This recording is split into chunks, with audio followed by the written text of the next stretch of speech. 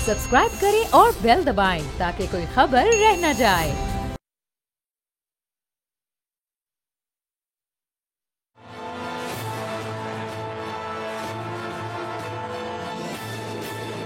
अस्सलामुअलैकुम, मैं हूं बाब जहांगीर। आप देख रहे हैं प्रोग्राम तज्जिया। तमाम सियासी जमातें अब अपनी ऐसा महसूस हो रहा है कि अब इलेक्शन कैंपेन शुरू कर चुकी हैं, आवाम में जा रही हैं, जल से जुलूस हो रहे हैं, अपना बयानिया और अपना मंशूर अब आवाम के सामने रखा जा रहा है और एक सियासी जमात से दूसरी सियासी जमात की तरफ भी देखा जा रहा है, इत्तेहाद भी हो रहे हैं, लोग सियासी जमातों में शामिल भी हो रहे हैं, यही सब कुछ हो रहा है। और इस पूरी सूरत हाल में आज बिलावल भुट्टो जरदारी ने जब एक जलसे से खिताब किया तो वहाँ पर उन्होंने आने वाले इलेक्शन और आने वाले दौर से मुतालिक बड़े हसीन ख्वाब लोगों को दिखाए। उन्होंने कहा कि मैं अगर आ जाता हूं, आप मुझे मौका दें, दूसरी या चौथी बार लोगों को वजीर आजम बनाने के बजाय मुझे अगर आप मौका देंगे तो मैं आने वाले 5 साल में लोगों की तनख्वाहें डबल कर दूंगा। मेरी काबीना का जो टॉप एजेंडा होगा हर मीटिंग का वो होगा कि महंगाई को कम करना है। अब इस वक्त पाकिस्तान जिस मुआशी चैलेंज का सामना कर रहा है उसमें ये सिर्फ ख्वाब दिखाने की हद तक, ये सिर्फ इलेक्शन के बयानी की हद तक बात है या फिर इसको अमली तौर पर किया भी जा सकता है। आज मियां नवाज शरीफ साहब ने बड़ी अहम बातें की हैं और एक बार फिर उन्होंने 2013 से अपना 2017 वाला जो दौर है वो आवाम के सामने रखा कि उस दौर में उन्होंने डॉलर को 104 पर रखा, कीमत नहीं बढ़ने दी और अगर वो सिलसिला जारी रहता तो शायद आज डॉलर 450 रुपए पर होता, पाकिस्तान के मुआशी और सियासी हालात शायद मुख्तलिफ होते। अब ये 2017 पर बात आकर रुक जाती है और उससे आगे जो 17 से 18 तक का सफ़र है, जो शायद खाकान अब्बासी साहब जब वज़ीर आज़म थे उससे मुताल्लिक कोई ख़ास बात नहीं करती नून लीग। फिर पाकिस्तान तहरीक इंसाफ के 3.5 साल के बाद जब PDM आई और उस PDM में शामिल सबसे बड़ी स्टेक होल्डर जमात नून लीग थी और उसमें पाकिस्तान पीपल्स पार्टी के पास भी बड़ी अहम वजारतें थीं, तो उस दौर को भी कोई एक सियासी जमात ओन करने को तैयार नहीं है। उस दौर की भी जिम्मेदारी एक दूसरे पर डाली जाती है और फिर इस तरह से अपनी इलेक्शन की तैयारी को अभी आगे बढ़ाया जा रहा है। और ज़ाहिर नून लीग बड़ी मुतारिक हमें नज़र आ रही है, ना सिर्फ सिंध में, बलूचिस्तान गई है, बहुत सारे लोगों को अपने साथ इत्तेहाद में भी शामिल किया और अपनी जमात में भी शामिल किया है। तो ये कामयाबी आने वाले दिनों में किस हद तक फ़ायदा पहुँचाएगी पाकिस्तान मुस्लिम लीग नवाज़ को, जबकि दूसरी सियासी जमातें इस वक्त बहुत सारे एतराज़ात इलेक्शन के निज़ाम पर और इस कैंपेन के दरमियान मिलने वाली सहूलियात और फील्ड के हवाले से लगा रही हैं। क्या सूरत हाल बनने जा रही है, ये जो मंशूर हैं इन पर किस हद तक अमल दरामद होगा।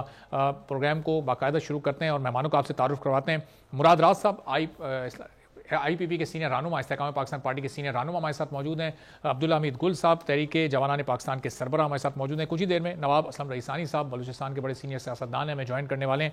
मुराद राज साहब, ये जो गुफ्तगू हम सुन रहे हैं इस वक्त मुख्तलिफ सियासी रहनुमाओं की, पार्टी कायदीन की, एक जमात हमें अपने दौर की याद दिला रही है कि 13 से 17 तक बड़ा सुनहरी दौर था और मुआशी एतबार से पाकिस्तान तरक्की कर रहा था, 24वीं बड़ी मईशत बन चुका था। एक सियासी जमात हमें ये बता रही है कि अगर हम आ जाएंगे तो आपकी तनख्वाह डबल हो जाएगी, महंगाई कम हो जाएगी। तो ये जो पाकिस्तान को इस वक्त सारे चैलेंजेस दरपेश हैं, इसको सामने रखते हुए ऐसा मुमकिन आपको दिखाई दे रहा है अमली तौर पर? बिस्मिल्लाहिर्रहमानिर्रहीम। देखें, ये अच्छे ख्वाब हमेशा दिखाए जाते हैं। ये पिछले 40 साल से, 50 साल से, 30 साल से ख्वाब दिखाए जा रहे हैं और जब ये इक़्तिदार में आ जाते हैं तो सब कुछ भूल जाते हैं। कराची का हाल जाके जरा देख लें, पानी वहां है नहीं और ये तनख्वाहें डबल करने चले। सड़कों का हाल सिर्फ कराची की देख लें। मैं जा ही नहीं रहा जी आगे और इन चीजों में, आपको पता है कि जो मसाइल है, मैं सिर्फ एक शहर की बात कर रहा हूं अभी, मैं सिंध की बात नहीं कर रहा, मैं एक शहर की बात कर रहा हूं। आई मीन इतने इकट्ठे बैठ के पिछले 16 महीने भी गुजार लिए। जब इक़्तिदार में होते हैं तब तो याद नहीं था तनख्वाहों का, तब तो कोई चीज याद नहीं थी। कहां से कहां महंगाई चली गई उस पर भी कुछ नहीं हुआ। सो इसलिए अब इलेक्शन आ गया तो आपस में लड़ाई का ड्रामा भी शुरू हो गया। ये सारी ड्रामेबाजी हैं। आई मीन मैं समझता हूं हमारा वोटर जो है ना, वो बड़ा समझदार हो गया है, उसको इन बातों से बेवकूफ नहीं बनाया जा सकता। सोशल मीडिया की वजह से, इलेक्ट्रॉनिक मीडिया की वजह से मेरे लिए ख्याल से इस दफा इन लोगों की कोई बात सुनने लगा। लेकिन मुराद साहब, ये जो आप कह रहे हैं कि ये इस वक्त सियासी ड्रामेबाजी है, तो ये एक पार्टी और दूसरी जमात को ये कह रही है, पीपल्स पार्टी नून लीग के बारे में और मियां नवाज शरीफ के बारे में कह रही है कि जी ये देखें किसी के कंधे पर चढ़कर आ रहे हैं, ये इनको फैसिलिटेट किया जा रहा है, हमें लेवल प्लेइंग फील्ड नहीं मिल रही है। तो ये तो बड़े संगीन इल्ज़ामात हैं। ये इसको सिर्फ आप महज सियासी ड्रामा आप कह रहे हैं या ये वाकई इनमें हकीकत है और ये तलखी अब ये असली तलखी है? ये कोई तलखी नहीं है। सिर्फ उनको ये प्रॉब्लम है कि उनको जी इस्टेब्लिशमेंट की तरफ से क्यों नहीं सपोर्ट मिल रही पीपल्स पार्टी को कराची में या सिंध में। ان کو ہر دفعہ اسٹیبلشمنٹ کی سپورٹ ہوتی ہے تو بڑے خوش ہوتے ہیں، جب نہیں ہے تو یا ہے یا نہیں ہے مجھے کیا پتا، تو ان کو ایسے لگ رہا ہے جی پتہ نہیں کیا قیامت آنے لگی ہے کہ الیکشن کیسے جیتیں گے. حالانکہ ان کا الیکشن جو ہونا ہے وہ ہونا ہے پچھلے 16 مہینے کی پرفارمنس پہ. دوسری چیز، سارا وقت یہ روتے رہنا level playing field level playing field. او بھائی الیکشن آ گیا ہے، عوام نے ووٹ دینا ہے، عوام کے پاس جائیں، ان کو کنونس کریں کہ انہوں نے ووٹ آپ کو دینا ہے. اور کس نے دینا ہے؟ کوئی لیول پلینگ فیلڈ میں تو ووٹ نہیں دینا نا. سو اس لیے جا کے لوگوں سے ملیں، لوگوں سے بات چیت کریں، ان کو کنونس کریں اور الیکشن لڑیں تگڑے ہو کے. اور یہ چھوڑیں کہ سارے وقت کا رونا دھونا لیول پلینگ فیلڈ کا، اور جو ریزلٹ آئے گا جن کو لوگوں نے ووٹ کرنا ہے ان کو اقتدار ملے گا. ٹھیک ہے، تو مراد صاحب یہ اس سے پہلے عبداللہ صاحب کی طرف میں جاؤں، اس پر بھی کمنٹ کر دیجیے گا کہ یہ جو پھر لیول پلینگ فیلڈ کا اس وقت یہ مطالبہ ہو رہا ہے، یہ کیا پھر دراصل یہ جواز ہے کہ اگر آگے الیکشن میں شکست ہو جاتی ہے، نتائج توقعات کے برعکس آتے ہیں پیپلز پارٹی کے، تو یہ پہلے سے انہوں نے ایک نتائج کو متنازع کرنے کے لیے ایک نعرہ لگا دیا کہ ہمیں لیول پلینگ فیلڈ نہیں مل رہی. اور ظاہر ہے کہ یہ صرف پاکستان پیپلز پارٹی نہیں، یہ پاکستان تحریک انصاف کا بھی یہ ایشو ہے لیول پلینگ فیلڈ والا. دیکھیں پیپلز پارٹی کا کوئی ووٹ نہیں ہے پنجاب میں، ان کی وہی 6-7 سیٹیں ہیں اور وہ سیٹیں ان کی ہمیشہ سے تھیں. وہ پیپلز پارٹی کی سیٹیں نہیں ہیں، وہ ان لوگوں کی ہیں جو الیکشن وہاں سے لڑتے ہیں. ٹھیک ہے، وہ ان کی سیٹس ہیں. اب وہ ہیں پیپلز پارٹی میں، دیٹس بائی چانس. اینی ویز، تو پہلے ان کو پتا پنجاب میں تو انہوں نے ہارنا ہی ہارنا. کے پی میں بھی ان کا کچھ اتنا بننا نہیں ہے. ان کو اینڈ پہ سندھ تک پتہ نہیں سندھ والے بھی اس طرح ووٹ کریں گے، کراچی والے کریں گے کہ نہیں. سو اس لیے ان کو بڑا سخت خوف ابھی سے ہے کہ الیکشن کا رزلٹ ٹھیک نہیں آنا. ابھی سے یہ بیس بنا دیں اور اس بیس کو پھر وہ کریں گے یوز، جو ہر دفعہ ہوتا ہے ہارنے والا کہتا ہے دھاندلی ہوئی ہے تھی، کسی کے کندھوں پہ چڑھ کے آ گئے تو کسی کندھوں سے اتر کے آ گئے. یہ آپ کو پتا ہے یہ ڈرامہ اس ملک میں کبھی بھی ختم نہیں ہوتا. کبھی آج تک کبھی ہسٹری میں یہ ہوا ہے اس ملک کی کہ الیکشن ہوئے ہیں اور سب نے کہا جی ہاں جی اور تالیاں مارے، بڑا زبردست الیکشن. کبھی بھی نہیں ہوا یہ. سو ابھی سے ایک بیس بنائی جا رہی ہے. ٹھیک ہے، تو عبداللہ صاحب یہ اب ظاہر ہے میاں نواز شریف آئے اور اس کے بعد ہم بڑا ایک مسلم لیگ نون کو فعال ہوتے ہیں، بڑے متحرک انداز میں الیکشن کی تیاری کرتے دیکھ رہے ہیں، ایک سیاسی جماعت کے ساتھ اتحاد بنا رہے ہیں، بلوچستان جا رہے ہیں، سندھ پر توجہ دے رہے ہیں. تو یہ سیاسی طور پر الیکشن میں جانے کے لیے ایک بہتر اسٹریٹجی ہے. پیپلز پارٹی اس کو ایکسیپٹ نہیں کر رہی اور سندھ کی حد تک وہ کہہ رہی ہے کہ یہ ایم کیو ایم اور نون لیگ کو تو نقصان ہونے والا ہے، ہمیں کوئی ڈینٹ نہیں پہنچے گا. تو یہ کوئی نتائج تبدیل ہوتے ہوئے، لوگوں کی سوچ بدلتے ہوئے آپ دیکھ رہے ہیں سندھ اور بلوچستان میں خاص طور پر؟ پھر پنجاب پہ بھی آتے نظر آگے چل کے. شکریہ، بسم اللہ الرحمن الرحیم. دیکھیں بالکل لوگوں کی سوچ وغیرہ تو تبدیل نہیں ہوتی، یا مفادات کی بات ہوتی ہے. مفادات تبدیل ہوا کرتے ہیں، فضا دیکھی جاتی ہے، تیل دیکھا جاتا ہے، تیل کی دھار دیکھی جاتی ہے. تو نظر یہ آ رہا ہے بنیادی طور پر کہ 2/3 اکثریت جو ہے وہ مسلم لیگ نون نہیں لے سکتی یا کوئی بھی پارٹی نہیں لے سکتی. اس لیے اتحاد بنانا یہ میرے خیال میں ایک اسٹریٹجی ہے، پولیٹیکل اسٹریٹجی، اور میرے خیال میں ہر پارٹی یہ کرے گی اور کرنا چاہیے بھی ہے جہاں جہاں ان کو چاہیے اپنی حکومت کا. لیکن اس سے پہلے جو بیانات آ رہے ہیں وہ متنازع بناتے ہیں. جیسے ہمارے ہاں جتنے بھی لیگل کیسز آتے ہیں ان کو بھی متنازع بنا دیا جاتا ہے. ان کے پہلے سے جو ہے وہ خط دیکھ کر عبارت جو ہے وہ عبارت دیکھ کے خط کا مضمون بتا دیا جاتا ہے. تو ابھی یہ اتنا اگر آپ فیئر اینڈ فری الیکشن کروا بھی لیں نا تو پھر بھی نتیجہ یہی ہوگا کہ لوگ جو ہے جو نہیں جیتیں گے وہ اس کے اوپر کبھی مانیں گے نہیں. ہمارے ہاں یہ ایک بہت بڑا المیہ ہے کہ جو ہار جاتا ہے وہ صرف الزام تراشی کرتا ہے، وہ کبھی یہ بات نہیں تسلیم کرتا کہ اس کے ہاں کوئی فلا تھا یا اس کی کوئی کمزوری تھی. مسئلہ یہ ہے کہ جو بلوچستان کے اندر اس ٹائم پہ ظاہر ہے بلوچستان عوامی پارٹی جو ہے وہ اس میں حکومت کی، جام کمال صاحب جو ہے وہ اس کے اندر پہلے رہے، آدھا وقت وہ چیف منسٹر رہے، پھر قدوس بدینجو صاحب آ گئے، پھر ان کے اندر بھی اختلاف رائے نظر آیا. مختلف لوگ جو ہے وہ ادھر ادھر کے زبردستی ان کو ایک گٹھ جوڑ میں بی اے پی کا نام دیا گیا اور وہ وہاں بٹھائے گئے. ان کے نظریات جو تھے وہ آپس میں اختلاف رکھتے تھے، کانٹرڈکشن تھی، جس کی بنیاد کے اوپر وہ زیادہ دیر وہاں مجھے سروائیو کرتے نظر نہیں آ رہے.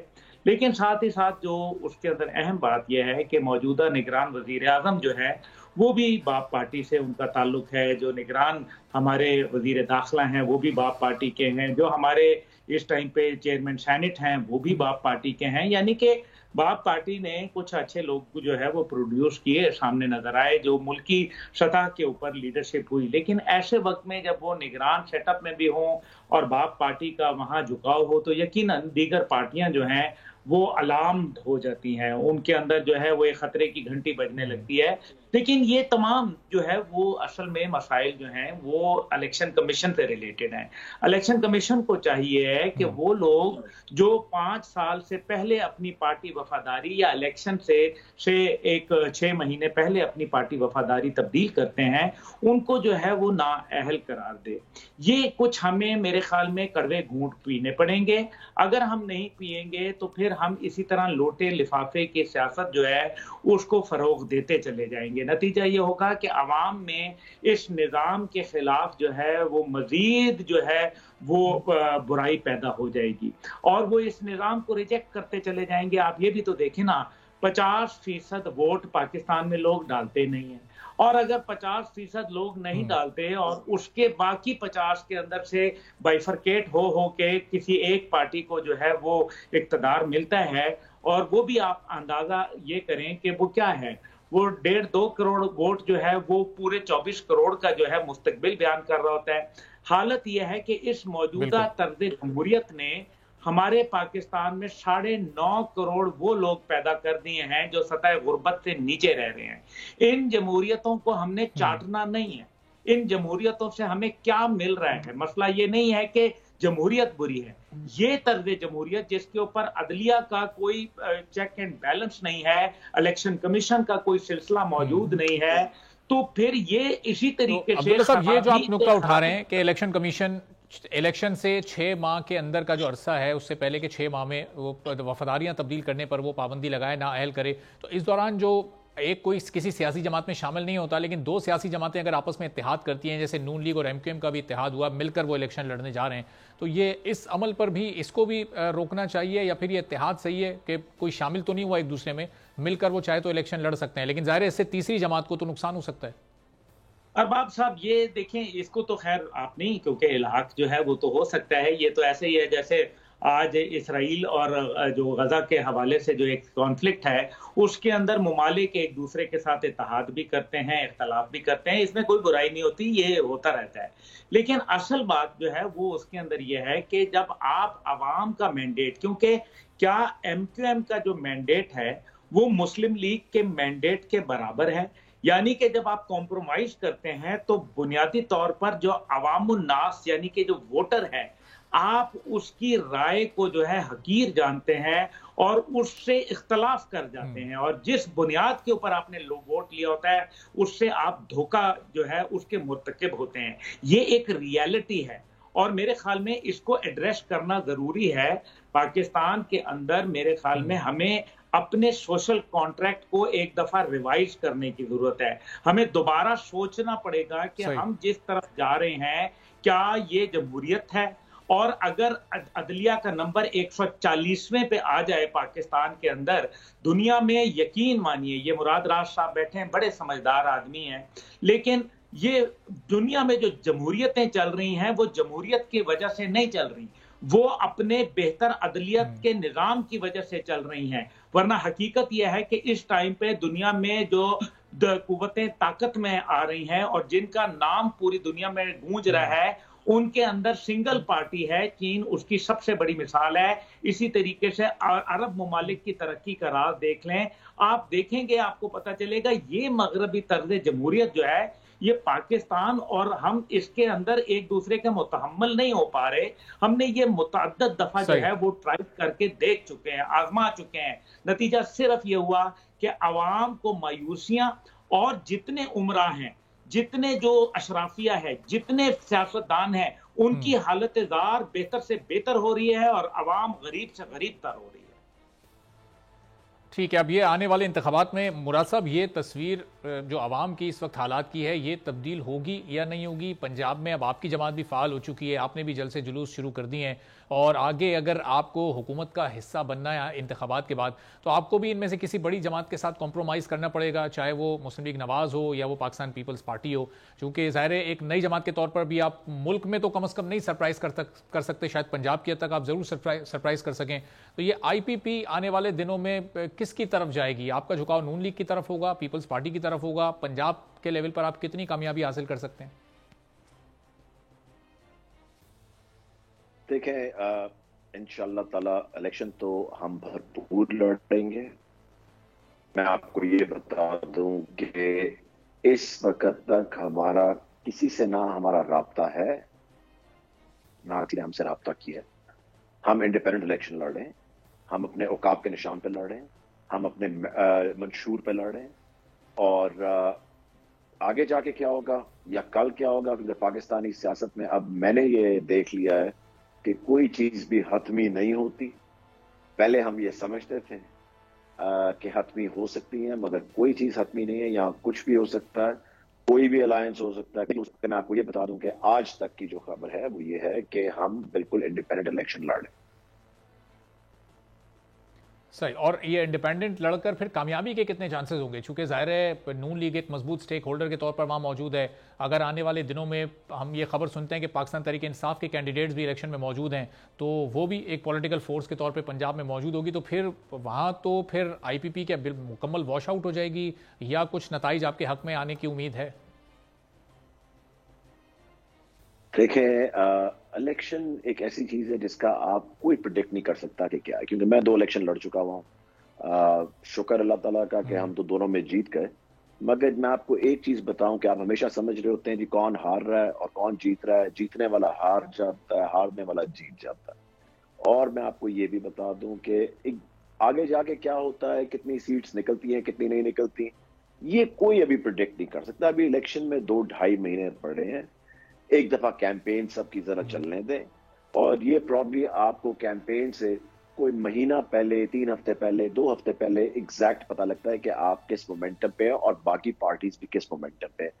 آج الیکشن میں بھی ٹائم پڑا، میں سوچتی ہے اس وقت بیٹ ٹو پریڈکٹ کرنا، I don't think it's the right thing.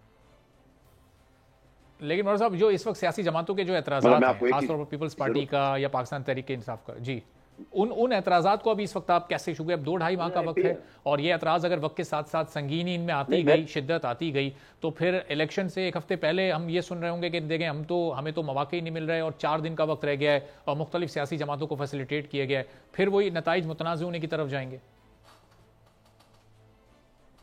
وہ تو ہونے ہی ہونے ہیں۔ آپ ایسا زبردست الیکشن کروا دیں جتنا مرضی، آپ سونے کا الیکشن کروا دیں، یہاں پہ سونے سے بھرا ہوا، ان دا سینس اتنا پیور، پھر بھی رو رہے ہوں گے۔ یہ یہاں رونا اور دھونا اس ملک میں بند نہیں ہو سکتا، یہ ہماری فطرت میں ہے کہ ہم ہارتے ہیں تو ہمارے میں اسپورٹس مین اسپرٹ نہیں ہے کہ ہاں یار الیکشن ہار گئے، ہماری کمزوریاں تھیں، یہاں کوئی ماننے کے لیے تیار نہیں، رونے کے لیے سب تیار ہیں، کورٹ جانے کے لیے سب تیار ہیں، اور مگر یہاں پہ رونا دھونا کبھی بھی ختم نہیں ہوگا۔ مگر میں آپ کو ایک چیز بتاؤں کہ لوگ سمجھتے ہیں کہ اگر آپ نے پارٹی چینج کر لی ہے تو آپ کا نظریہ چینج ہو گیا، آپ کا نظریہ کبھی نہیں بدلتا۔ میں نے جب 15 سال پہلے پی ٹی آئی کو جوائن کیا تھا تو میں نے عمران خان کے لیے نہیں جوائن کیا تھا، میں نے کیا تھا پاکستان کے لیے جوائن، میں نے کیا تھا عوام کے لیے جوائن، کہ لوگوں کو ریلیف دیں گے۔ جہاں مجھے میرے 15 سال کے اندر موقع ملا، میں نے 100% اپنی ایفرٹ کی ریلیف دینے کے لیے لوگوں کو، چاہے میں اپوزیشن کا ایم پی اے تھا، چاہے میں حکومتی ایم پی اے تھا، یا میں منسٹر تھا۔ میں آپ کو بتا دوں کہ تینوں جگہوں پہ جو میں نے لوگوں کے لیے کر سکا میں نے کیا۔ آپ لوگ سمجھتے ہیں او آپ نے پارٹی بدل لی ہے، تو پارٹی بدلنے سے میں بندہ تو وہی ہوں نا، نظریہ تو میرا وہی ہے، ملک بھی میرا وہی ہے، میرا جو میری جو فیلنگز اپنے ملک کے لیے، اپنے لوگوں کے لیے، اس طرح پی ٹی آئی نے اس کو بنا دیا۔ پی ٹی آئی کو چھوڑنا اس وقت لوگوں نے، جس طرح خدا نہ خواستہ آپ نے اسلام چھوڑ دیا، آپ کسی اور طرف نکل گئے ہیں، آپ نے اپنا مذہب چھوڑ دیا، بچوں والی باتیں کرتے ہیں لوگ۔ بالکل مراد صاحب، وہ اعتراض اصل میں یہ آتا ہے کہ پی ٹی آئی چھوڑ کے پھر آئی پی پی ہی کیوں، پی ٹی آئی چھوڑ کے پیپلز پارٹی کیوں نہیں، یا پی ایم ایل این کیوں نہیں، یا پی ایم ایل کیو کیوں نہیں؟ میں آپ کو بتاتا ہوں، بالکل بتاتا ہوں۔ آئی پی پی کے اندر 95% لوگ پی ٹی آئی کے، شاید زیادہ ہی ہوں۔ اب میں اٹھ کے جا کے بیٹھ جاؤں نون لیگ کے اندر، میرے پاس تو بات کرنے والا ہی کوئی نہیں ہوگا. میں جا کے بیٹھ جاؤں پیپلز پارٹی کے اندر، میں کس سے بات کروں گا؟ یہاں پہ 95% وہ لوگ ہیں پی ٹی آئی کے جن کے ساتھ ہم نے پچھلے 15 سال میں ایک جدوجہد گزاری ہے. ان کی ہم فیملیز کو جانتے ہیں، ہم دوست ہیں، ہم ایک فیملی ہیں، ہم نے ایک ٹائم کٹھے گزارا ہوا ہے، ہم نے گورنمنٹ سے باہر احتجاجوں میں ہر جگہ ٹائم کٹھے گزارا ہوا ہے. تو آپ اسی جگہ جائیں گے جہاں پہ آپ کی نظریہ لوگوں کے ساتھ ملتا ہے، آپ کا مائنڈ سیٹ ملتا ہے، آپ کی پرانی روابط ہے ان کے ساتھ. ان کے پاس جائیں گے کہ میں اٹھ کے جا کے بالکل ایسی جگہ بیٹھ جاؤں گا جہاں پہ بالکل آپ کا ہے ہی نہیں ان کے ساتھ کوئی کوئی ان کے ساتھ بات چیت ہی نہیں رہی کبھی اتنا عرصہ، سو نہ ان کے ساتھ آپ کا مائنڈ سیٹ ملتا ہے. سو آپ کس طرح وہاں جا سکتے ہیں؟ سو دیٹس وائی جب بھی آپ دیکھتے ہیں نا، اور بڑے آسانی سے لوگ کہہ دیتے ہیں وہ جی آپ کیسز معاف کروانے ہوں اور پریس کانفرنس کر دیں اور آپ نے سب کچھ کرانا ہو. میں شامل تفتیش ہوں، میں ابھی بھی ای سی ایل کے اوپر ہوں. سو یہ بڑا ایزی ہے میڈیا پہ آگے ڈائیلاگ بنا دینا جی کہ آئی پی پی میں چلے جائیں تو آپ کا سب کچھ ہو جائے. اور مراد صاحب وہ جیسے اپنی ایگزامپل دے دی آئی پی پی میں آنے سے پہلے جس طرح جو رویہ تھا اداروں کا آپ کے ساتھ اور آئی پی پی میں آنے کے بعد، اس میں کہیں کوئی آپ کے کیسز میں اس نوعیت میں کوئی تبدیلی نہیں آئی، یہ کہہ رہے ہیں آپ؟ بالکل بھی نہیں، اسی طرح کیسز ہیں. میں ابھی بھی کیسز کے اندر ہوں، میں ابھی بھی ای سی ایل کے اوپر ہوں. میں تو ملک سے باہر بھی نہیں جا سکتا، میرے تو پاسپورٹ کو بھی بین لگا ہوا ہے سب چیزوں کو. سو کچھ کوئی کیا چیز بدلی ہے جو کہ میرے آئی پی پی آنے میں سے پہلے بھی تھی اب بھی ہے. سو اس لیے یہ ایک جو بڑا پھیلایا ہوا ہے نا نوشن پی ٹی آئی نے میرے خیال سے کہ جی آپ کے کیسز بھی معاف ہو جاتے ہیں اور آپ کو سب لگژریز مل جاتی ہیں. بالکل کوئی ایسا چکر نہیں ہے. جا کے آج بھی میرے دیکھ لیں، میں کل بھی ڈی آئی جی صاحب کے آفس بیٹھا ہوا تھا رات کو. اچھا، تو عبداللہ صاحب یہ جس طرح مراد صاحب ابھی اپنا ذاتی تجربہ بتا رہے ہیں، اور ظاہر ہے کہ ان کے علاوہ جتنے اور باقی لوگ بھی آئی پی پی میں شامل ہوئے ہیں وہ بھی جو پہلے سے شامل تفتیش تھے ابھی بھی کیسز میں وہ تفتیش بھگت رہے ہوں گے، تو پھر یہ ایک تاثر کیوں اس نے جنم لیا کہ پاکستان تحریک انصاف سے چھوڑ کر جو استحکام پاکستان پارٹی میں آ رہا ہے اس کے کیسز ختم ہو رہے ہیں اور اس کے لیے مشکلات ختم ہو رہی ہیں اور پی ٹی آئی میں رہتے ہوئے مشکلات جھیلنی ہیں؟ یہ تاثر، اس کی کوئی حقیقت، کوئی بنیاد آپ کی نظر میں ہے؟ نہیں دیکھیں، بات یہ ہے کہ جو ہے وہ ہمارے سامنے ہے. حقیقت کو تو آپ جو ہے وہ اس سے نظریں نہیں چرا سکتے. ہاں ریلیف مل جاتا ہے، ہاں یہ بات تو ہے، ریلیف ملا. جو لوگ استحکام پاکستان پارٹی میں گئے تو کیا اس ٹائم پہ ان کا منشور بن گیا تھا؟ کیا اس ٹائم پہ جب اس کو جوائن کیا تھا، ظاہر ہے ایک نظریے کو ہی جوائن کر رہے تھے نا، تو پھر اس کا منشور تھا، اس کا ہیڈ آفس تھا، اس کا جو ہے وہ الیکشن کمیشن پہ رجسٹرڈ تھی، پارٹی جھنڈا، پارٹی جو نشان تھا وہ الاٹ ہو چکا تھا، تو نہیں ہوا تھا. یہ بات بھی ایک ریالٹی ہے، اس میں کوئی شک و شبہ نہیں ہے کہ اس کے اندر پی ٹی آئی کے وہ لوگ گئے جو کہ ایک پارکنگ پلیس دیکھ رہے تھے، جو مسلم لیگ نواز کو نہیں جوائن کر سکتے تھے، جو پیپلز پارٹی کو نہیں جوائن کر سکتے تھے، جو مولانا فضل الرحمان کی جے یو آئی کو نہیں جوائن کر سکتے تھے. اس لیے ایک ایسی جگہ جہاں ظاہر ہے جہانگیر ترین صاحب کا بھی ایک پرسنل تعلق، بڑے ملنسار آدمی، بڑے وہ ان کا ایک طور طریقہ، تو وہ اپنی روایات کے مطابق انہوں نے ایک جگہ بنائی. اور میرے خیال میں سیاست اسی طرح سے گیم آف اپرچونٹیز ہوتا ہے، نکلتا ہے، ٹائم نکلتا ہے، لیکن ساتھ جو اس کے اندر اہم بات یہ ہے کہ ریلیف ملتا ہے، لیکن ساتھ ہی ساتھ عبداللہ صاحب یہ جو اہم بات آپ کرنے لگے ہیں، کائنڈلی اگر آپ تھوڑا سا رکیں اور یہ چھوٹے سے بریک کے بعد آپ کر لیں، میں واپس آپ ہی کی طرف آتا ہوں اور اس میں پھر ہم یہ بھی گفتگو کریں گے کہ اب یہ جو اس وقت آئی پی پی یا کے پی میں ہم نے ایک اور پی ٹی آئی پارلیمنٹیرینز دیکھی تھی، تو یہ سیاسی جماعتیں آنے والے انتخابات میں بڑی سیاسی جماعتوں کو کس حد تک نقصان پہنچا سکتی ہیں؟ ایک چھوٹے سے بریک کے بعد واپس آئیں گے اور گفتگو کو آگے بڑھائیں گے.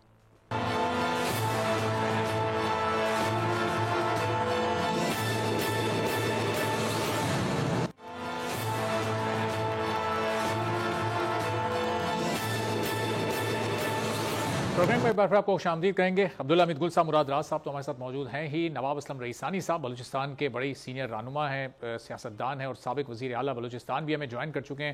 بلوچستان کی سیاست میں ایک بڑا اہم نام ہے اور ابھی ریسنٹلی جو اس وقت نون لیگ اور جس طرح سے نون لیگ میں لوگوں نے شمولیت اختیار کی ہے، تو اس کے بعد بلوچستان کی صورتحال کیا سامنے آئے گی اور وہاں کا منظرنامہ کیا ہوگا، اس پر ان سے گفتگو بھی کریں گے. لیکن عبداللہ حمید گل صاحب، بریک پر جانے سے پہلے آپ کی بات ادھوری رہ گئی تھی، اپنا وہ اہم نقطہ بھی آپ مکمل کر لیجیے گا اور پھر یہ پنجاب میں آئی پی پی پارٹی اور ابھی ہم کے پی میں جس طرح پی ٹی آئی پارلیمنٹیرینز اور اس طرح کی جو الیکشن سے پہلے چھوٹی جماعتیں بنتے ہوئے دیکھ رہے ہیں, یہ ان کو ہم چھوٹی جماعتی سمجھیں یا یہ واقعی کوئی بڑا سرپرائز بھی دے سکتی ہیں آپ کی نظر میں؟ دیکھیں جو نہیں آپس میں اتحاد جب کر لیتے ہیں تو پھر ظاہر ہے ان کی اسٹرینتھ ہو جاتی ہے, یہی پالیٹکس ہوتی ہے, اسی طریقے سے گیو اینڈ ٹیک چلتا ہے, آپ اپنے وزن کو بڑھاتے ہیں. آئی پی پی کا تو بڑا واضح نظر آ رہا ہے کہ اگر دیکھیں نا ایک نئی جماعت کے طور پر ابھرے ہیں اور اگر یہ حکومت نہیں کریں گے تو پھر ظاہر ہے جماعت بکھر جائے گی. اس لیے ضرورت اس امر کی ہے کہ اس جماعت کو حکومت کے ساتھ جو ہے وہ شامل ہو. تو ان کا گٹھ جوڑ جو ہے وہ تو مستقبل میں مسلم لیگ کے ساتھ بڑا واضح نظر آ رہا ہے, کیونکہ اگر 40-45 سیٹیں اگر یہ لے جاتے ہیں تو ہو سکتا ہے اس سے زیادہ بھی لے جائیں یا اس سے کم بھی لے جائیں, فرض کریں 20 بھی لے جاتے ہیں تو پھر ان کو کہیں حکومت کے ساتھ ہی بیٹھنا پڑے گا نا. تو یہ تو بڑا واضح نظر آ رہا ہے کہ نواز شریف صاحب کے ساتھ ان کا جو ہے وہ ایک الحاق ہو سکتا ہے, وچ از پارٹ آف دی ایک ڈیموکریٹک پارٹ ہے. لیکن دوسری طرف جو ہے انڈیپینڈنٹ اس آنے والے الیکشن کے اندر اہم ترین کردار ادا کریں گے, کیونکہ بہت سارے وہ لوگ جو پی ٹی آئی سے تعلق رکھتے ہیں یا اس کو خیر بات کہہ چکے ہیں وہ انڈیپینڈنٹ لڑنا چاہتے ہیں, اور وہ انڈیپینڈنٹ میں تاکہ پی ٹی آئی کا ووٹ نہ ٹوٹے. مراد صاحب نے بالکل صحیح کہا کہ یہ کوئی پارٹی چھوڑنے کا مقصد یہ نہیں ہے کہ آپ نے اس کو بالکل کوئی جو ہے وہ کسی خاص دائرے سے, دین کے دائرے سے ہی خارج ہو گئے. لیکن یہ بیانیہ کس نے بنایا تھا کہ پی ٹی آئی سے اگر آپ نہیں منسلک تو پھر یہ بھی تو کہا گیا تھا نا کہ حج پہ جانے سے, عمرے پہ جانے سے بہتر ہے کہ جلسے پہ آیا جائے. یہ میں نے تو نہیں کہا تھا. تو پھر اس کے نتیجے میں جب آپ لوگوں کے کچے ذہنوں کو, مائنڈ سیٹ کو آپ بناتے ہیں, نوجوان نسل کے اندر نفرتوں کے بیج بوتے ہیں, تو نتیجہ یہی نکلتا ہے کہ جب آپ ایک پارٹی چھوڑ کے یا اگر آپ اپنی پارٹی قیادت سے اختلاف رائے رکھ لیں تو آپ ایکچولی آپ دین کے دائرے سے بھی نعوذ باللہ خارج ہو جاتے ہیں. تو یہ وہ باتیں ہیں جو میں آپ سے بات کرنا چاہ رہا تھا. ٹھیک ہے, چلیں اب نواب اسلم ریسانی صاحب بھی ہمیں جوائن کر چکے ہیں. نواب صاحب, یہ بلوچستان میں پچھلے 2 روز میں جو کچھ ہوا, میاں نواز شریف آئے, کئی اہم اور بڑے نام ان کی جماعت میں شامل ہوئے, اس میں جام کمال بھی ہیں, اس میں دوسرے کئی اہم نام بھی شامل ہیں.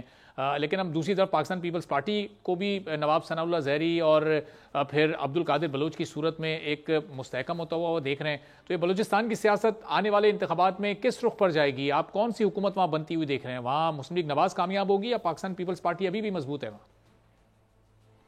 اس وقت تو میں کچھ نہیں کہہ سکتا, کیونکہ اب تو پارلیمنٹری بہت سے پولیٹیکل پارٹیز نے اپنے پارلیمنٹری بورڈ کی تشکیل بھی نہیں کی. جب پارلیمنٹری بورڈ کی تشکیل ہوگی تو اس کے بعد وہ ٹکٹس ایشو کریں گے اپنے کینڈیڈیٹس کو. جب کینڈیڈیٹس فیلڈ میں جب نامینیشن پیپرز فائل کر کے جب یہ سب کچھ یہ معاملہ فائنلائز ہو جائے گا, اور اس کے بعد جب کینڈیڈیٹس فیلڈ میں جائیں گے الیکشن کیمپین کے لیے, تو اس وقت میں کچھ کہنے کی پوزیشن میں ہوں گا کہ کون کہاں کھڑا ہے اور کون حکومت بنائے گا. اب تو اس وقت تو میں کچھ نہیں کہہ سکتا. اچھا, لیکن میں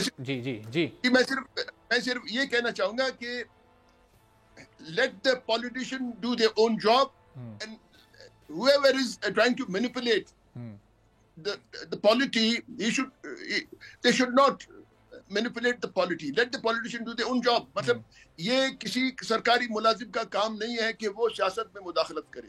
اور سیاست بھی 76 سالوں سے مداخلت ہوئی ہے, اور آج بھی ہمارا ڈیموکریسی میچور نہیں ہے. آج بھی 2.5 گھنٹے میں سیاسی جماعتیں بنتی ہیں, 2.5 گھنٹے میں. آپ دیکھیں نا کہ پی ٹی آئی کو بھی انہوں نے اسپانسر کیا, اور تقریباً کوئی 5-6 دن میں کوئی 133 لوگ پی ٹی آئی کو چھوڑ کے چلے گئے. یہ کیا مطلب؟ یہ نواز صاحب بتائیے کہ جب یہ بڑی سیاسی جماعتیں ہیں جب یہ حکومت میں آتی ہیں تو یہ 4.5 سال, 4.25 سال, بلکہ کبھی کبھی تو پورے 5 سال یہ نظر انداز کرتی ہیں بلوچستان کو.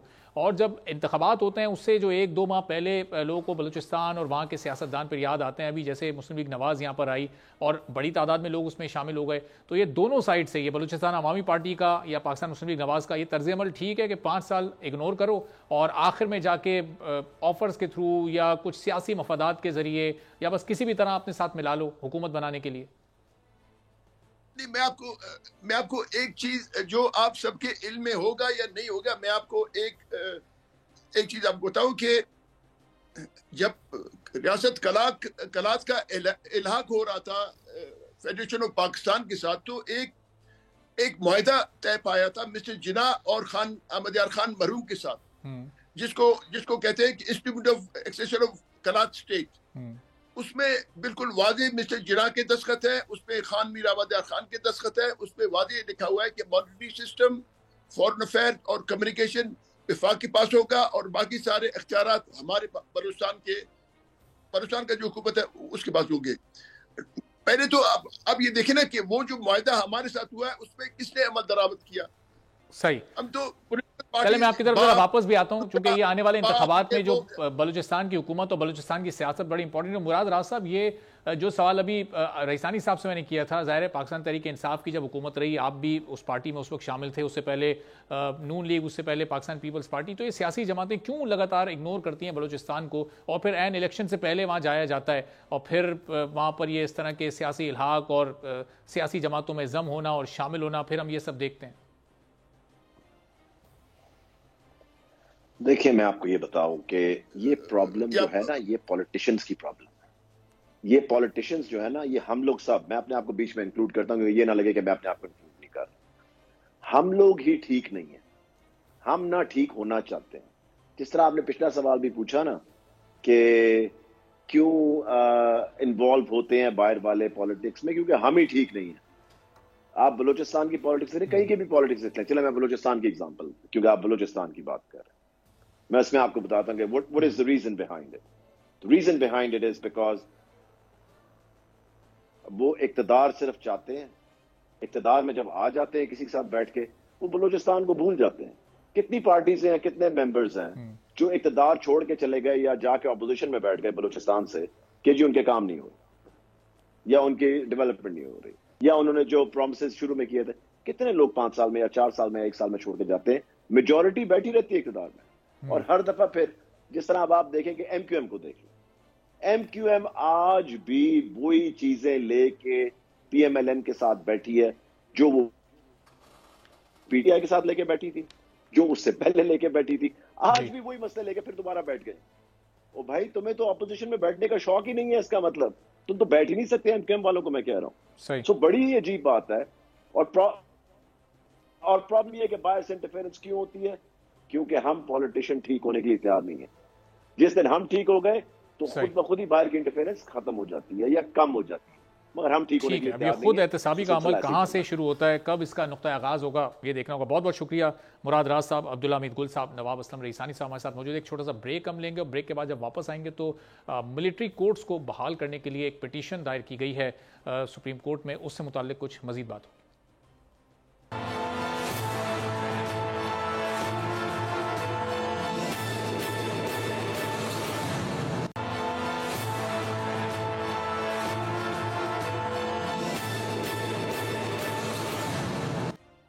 پروگرام میں آپ کو ایک بار پھر خوش آمدید کہتے ہیں. عدالتوں کی بحالی کے حوالے سے آج ایک پٹیشن سپریم کورٹ میں دائر کی گئی ہے. گزشتہ ہفتے ہم نے دیکھا تھا کہ شہدا کے لواحقین نے ایک پریس کانفرنس کی تھی، اور اس میں آ کر انہوں نے اپنے اعتراضات اور تحفظات کا اظہار کیا تھا، اور بتایا تھا کہ وہ ایک پٹیشن اپنے فورم کے پلیٹ فارم سے دائر کرنے جا رہے ہیں. تو اب شہدا فورم کی جانب سے باقاعدہ طور پر یہ پٹیشن دائر کی گئی ہے، جس میں یہ کہا گیا ہے کہ فوجی عدالتوں کو بحال کیا جائے، جو زمینی حقائق ہیں ان کو ضرور مد نظر رکھا جائے. اور اس پٹیشن میں جو چند بڑے اہم نکات اٹھائے گئے ہیں وہ نکات بھی آپ کے سامنے رکھتے ہیں. اس میں کہا گیا کہ ملٹری کورٹس میں ٹرائل کے خلاف درخواستیں قابل سماعت نہیں تھیں، اور فیصلے میں یہ نہیں بتایا گیا کہ کون سے بنیادی حقوق متاثر ہو رہے تھے. ملٹری کورٹس فیصلے کے خلاف آرمی چیف اور ہائی کورٹس میں اس میں اپیل کا حق موجود ہے، جبکہ اس کے ساتھ ساتھ یہ بھی کہا گیا ہے کہ عدالت درخواست گزاروں کو متعلقہ فورم سے رجوع کا کہہ سکتی تھی. اور انہی نکات کی بنیاد پر اب یہ فیصلہ، جس میں کہ سویلینز کا ٹرائل فوجی عدالتوں میں کالعدم قرار دیا گیا تھا، اس پر نظر ثانی کی جائے اور اس کو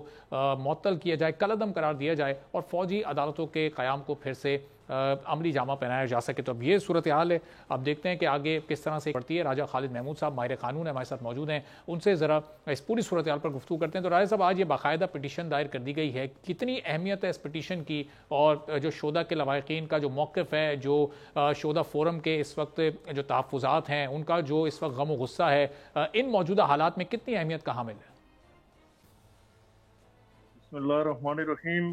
ارباب अरबाब जहांगीर साहब, गुजारिश इस तरह से है कि सुप्रीम कोर्ट का जो फैसला था 23 अक्टूबर 2023 को, जो अक्सरियती फैसला था 4-1 की कसरत से आया, वो अभी तक डिटेल जजमेंट की सूरत में सामने नहीं आ सका।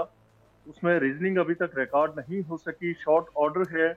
और उस शॉर्ट ऑर्डर के जरिए सुप्रीम कोर्ट ने ये डिक्लेयर किया था कि 1967 में जो अमेंडमेंट हुई थी आर्मी एक्ट में, उसकी जो क्लास थी 21D1 और D2, उसको उन्होंने, और साथ उसके जो सेक्शन 59 का 4 है आर्मी एक्ट का, that was declared ultra वायरीज to the constitution of Pakistan. अब यहाँ पे सवाल ये पैदा होता है कि अल्ट्रा वायरीज तो उस कानून को डिक्लेयर किया जाता है जो बराह रास्त आइन से मुतसादम हो या बुनियादी हकूक पे जद पड़ती हो, शहरियों के बुनियादी हकूक उससे मुतासर होते हों। लेकिन इस जजमेंट में जो शॉर्ट ऑर्डर है उसमें अभी तक ये नहीं बताया गया कि कौन से बुनियादी हकूक हैं जो मुतासर हो रहे थे शहरियों के या पेटिशनर्स के, जिन पे जद पड़ी, जिन पे ज़रब लग रही थी और जिनकी पामाली के नतीजे में वो कोर्ट में आए। वो रीजनिंग सामने नहीं आई शॉर्ट ऑर्डर में, बाद में आए तो अलग बात है। अब यहाँ पे सवाल ये पैदा होता है कि यही सुप्रीम कोर्ट ऑफ पाकिस्तान थी जिसने FBI केस है 1975 में वो रिपोर्ट हुआ, ब्रिगेडियर थे वो आर्मी के, तो उनके साथ एक कर्नल साहब भी थे। उन्होंने सुप्रीम कोर्ट ऑफ पाकिस्तान में चैलेंज किया था ये जो 1967 की अमेंडमेंट थी इसको, और साथ उन्होंने कहा था कि सिविलियन का ट्रायल नहीं हो सकता मिलिट्री कोर्ट्स में, इसलिए कि मैं ठीक है फौजी हूँ लेकिन मैं रिटायर हो गया हूँ, अब मैं सिविलियन हूँ, I can not be tried by the military courts. लेकिन सुप्रीम कोर्ट ने उनकी इस दलील से इत्तफाक नहीं किया। उन्होंने कहा कि 21D8 D1 और D2 यानी ये सेक्शन है 2 सेक्शन का 1D और उसका आगे 1 और उसका आगे 2, तो ये कॉन्स्टिट्यूशन के से कहीं मुतसादम नहीं। उस वक्त जो 1973 का कॉन्स्टिट्यूशन है वो वजूद में आ चुका था। इसके बाद भी मुतअद्दिद फैसले हुए। सुप्रीम कोर्ट ऑफ पाकिस्तान ने जो इम्पोर्टेंट फैसला है वो 2015 का है, Rawalpindi bar association versus federation of Pakistan. तो उसमें भी 17 जजेस ने, आप देखें कि 17 जजेस जो सुप्रीम कोर्ट फुल कोर्ट थी, तो उसमें मेरे ख्याल में 3 या 4 जजेस का फैसला का इख्तिलाफ राय था। बाकी अक्सरियती राय ये थी कि सिविलियंस का ट्रायल हो सकता है मिलिट्री कोर्ट्स में, और कहीं भी ये जो सेक्शन है, ये जो क्लॉजेस हैं आर्मी एक्ट की या आइन से मुतसादम नहीं है। और इसके बाद यानी सुप्रीम कोर्ट ने शेख लियाकत अली केस में, इस पिटीशन में जो आज दायर हुई है, इसमें रेफरेंस दिया गया शेख लियाकत अली केस का। बहुत सारे और केसेस हैं जिनमें supreme court of Pakistan time and again ये इकरार दे चुकी है कि सिविलियन का ट्रायल हो सकता है मिलिट्री कोर्ट्स में। अब सवाल यहाँ पे पैदा होता है। अच्छा, अब राजा साहब, चूंकि अभी तफसीली फैसला चूंकि अभी तक इसका नहीं आया, तो ये जो पिटीशन अभी दायर की गई है तो शॉर्ट ऑर्डर के बाद ही जारी की गई, तो कानूनी तौर पर तो कहीं कोई रुकावट इसमें नहीं बनेगी कि अभी तफसीली फैसला आने का इंतजार करें तो उसके बाद हम इस पिटीशन को सुनते हैं, या फिर ये एक रूटीन प्रोसेस है कि किसी केस का तफसीली फैसला आने से पहले ही उसको चैलेंज किया जा सकता है? जी, चैलेंज किया जा सकता है। देखें ना, इसमें जो उसका क्रक्स तो सामने आ गया ना, उन्होंने अल्ट्रा वायरीज यानी उन जो सेक्शन थी 21D1 को, 2 को और 59(4) को सरे से अल्ट्रा वायरीज यानी उसे निकाल दिया किताब से, यानी ओमिट कर दिया, खत्म कर दिया, अल्ट्रा वायरीज करार दे दिया। That is not applicable. ठीक है, वो उसका क्रक्स सामने आ गया।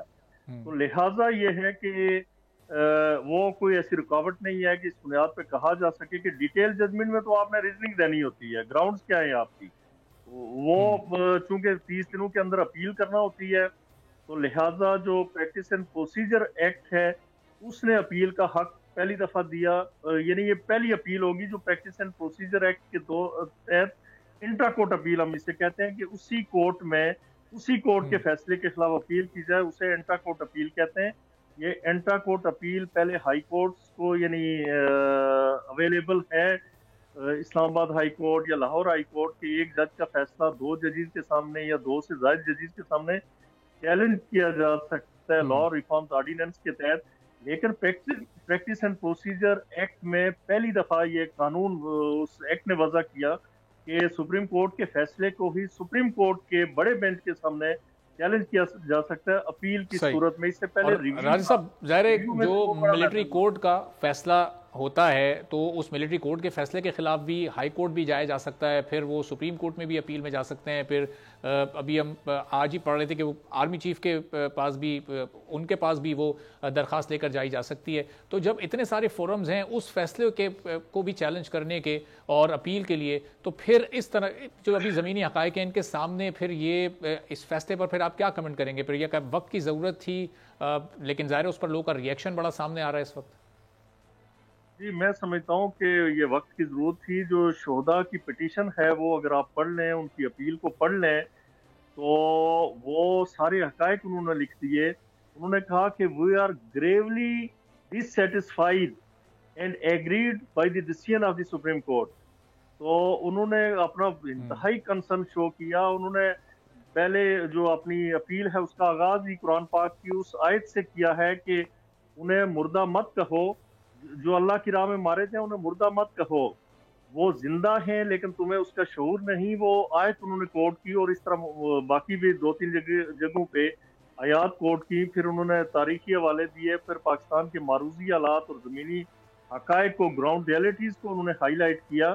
گراؤنڈ ریئلٹیز تو یہ کہتی ہیں کہ اس اپیل کو جلدی فکس کر کے وہ جو سپریم کورٹ کا 5 رکنی بینچ کا فیصلہ ہے اور 4 رکنی بینچ نے اس کو الٹرا وائریز قرار دیا, اس فیصلے کو ریورس کیا جائے, اسے سیٹ اسائیڈ کیا جائے, تاکہ جو شہداء کے وارث ہیں, جو غازیوں کے وارث ہیں, اور وہ ہمارے ایجنسیاں, ہمارے ادارے, وہ چاہے آرمی کی صورت میں, پولیس کی صورت میں, جتنی لا انفورسمنٹ ایجنسیز ہیں, وہ سکون کا سانس لے سکیں کہ ہماری بھی کہیں پہ حفاظت موجود ہے, ہمیں تحفظ موجود ہے, ہمیں سیکیورٹی اور سیفٹی موجود ہے, ہمارے ساتھ بھی کہیں پہ انصاف. اور راجہ صاحب یہ آج اس پٹیشن میں یہ نقطہ بھی بڑا اہم شامل ہے کہ عدالت درخواست گزاروں کو متعلقہ فورم سے رجوع کرنے کا کہہ سکتی تھی. تو وہ متعلقہ فورم کون سے ہیں جس کی طرف اشارہ کیا جا رہا ہے کہ وہاں پر رجوع کرنے کا عدالت کی جانب سے کہا جا سکتا تھا؟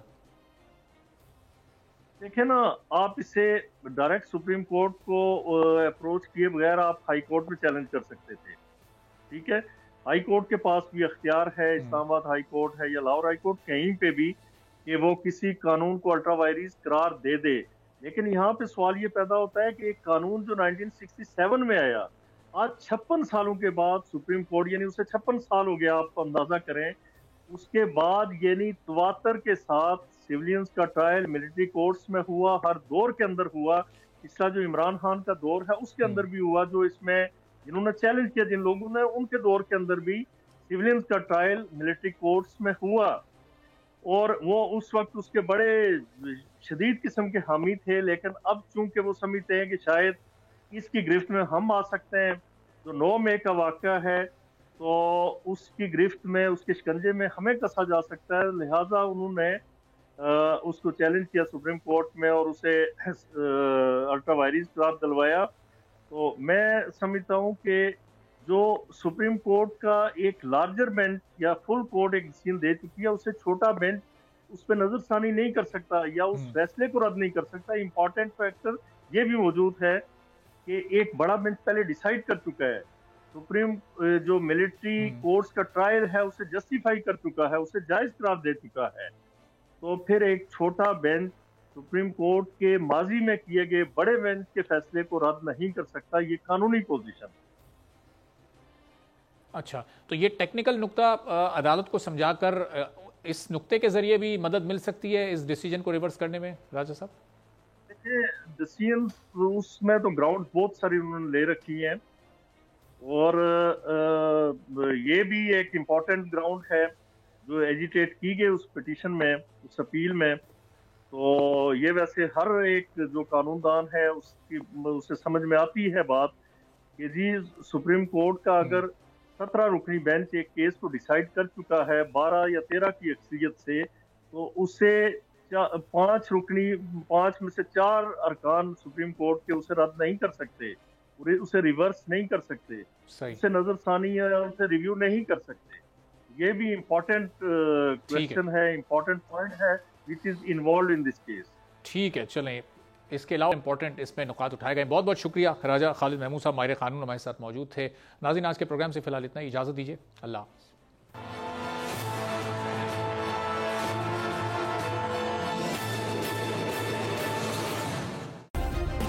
سبسکرائب کریں اور بیل دبائیں تاکہ کوئی خبر رہ نہ جائے.